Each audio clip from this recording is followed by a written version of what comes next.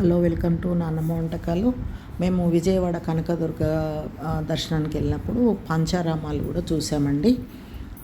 ఇంకా చూడండి, నేనైతే కొన్ని తీశాను వీడియోస్, కొన్ని వివరంగా తీశాను, కొన్ని నాకు సాధ్యమైనంత వరకు తీశాను. ఇదైతే కృష్ణా నదిలో మేము కాళ్ళు కడుక్కొని నీళ్లు చల్లుకొని వచ్చాము. ఆ గుడి గురించి ఆయన అమరావతిలో తను చెప్తున్నారు పూజారి గారు, వినండి. పంచారామాలను చూశారు కదా, మొట్టమొదటి క్షేత్రం ఇదే.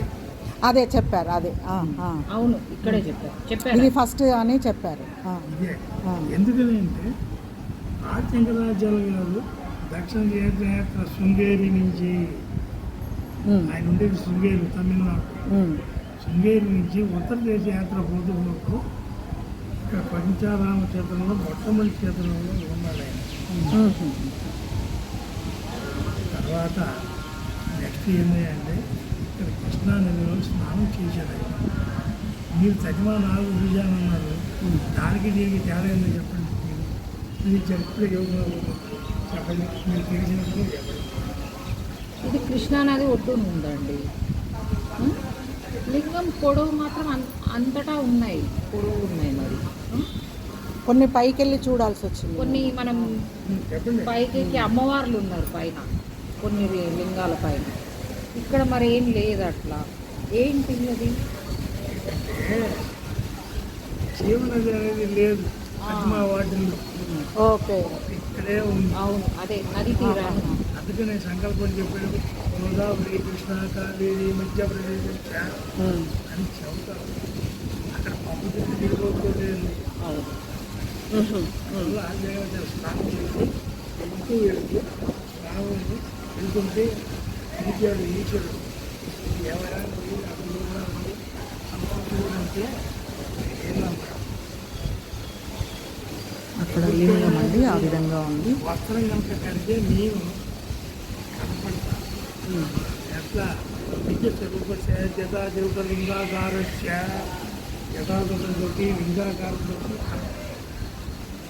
మీ గోతనాలతో వస్త్రం కనుక కడితే ఇద్దరు అనుకోండి, మీ ఇద్దరు గోతనాలతో కట్టామనుకోండి కనపడతాడు ఇక్కడ.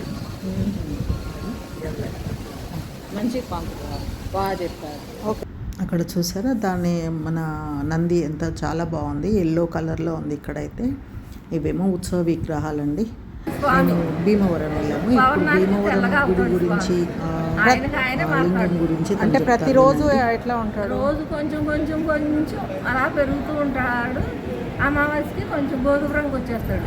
మళ్ళీ అమావాస్యలు మళ్ళాటి నుంచి కొంచెం కొంచెం కొంచెం తగ్గుతూ బయట వచ్చేస్తాడు పౌర్ణానికి. ఓకే, నిండు చంద్రుడిలాగా. మీ పేరమ్మా? కనకదుర్గ. Okay, thank you. ఇదంతా భీమవరము టెంపుల్ అండి.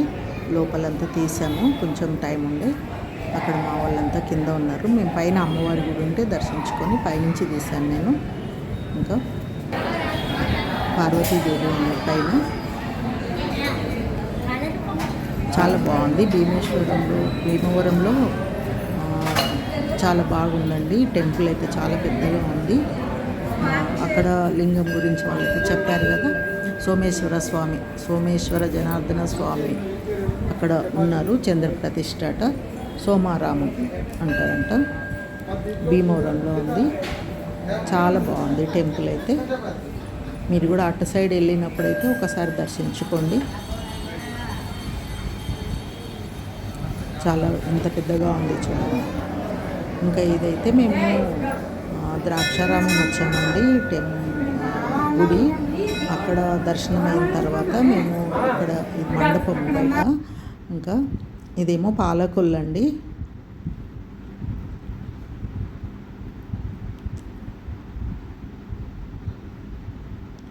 పాలకొల్లు గుడి కూడా పెద్దగానే ఉంది.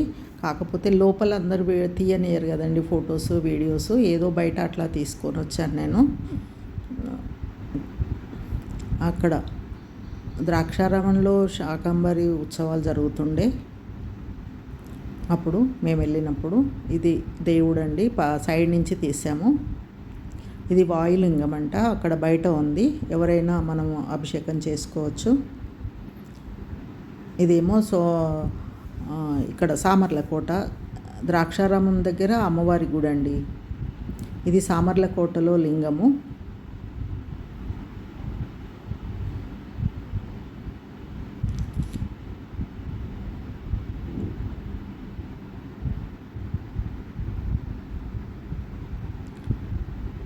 ఇది అండి సామర్లకోట చిన్న గుడి.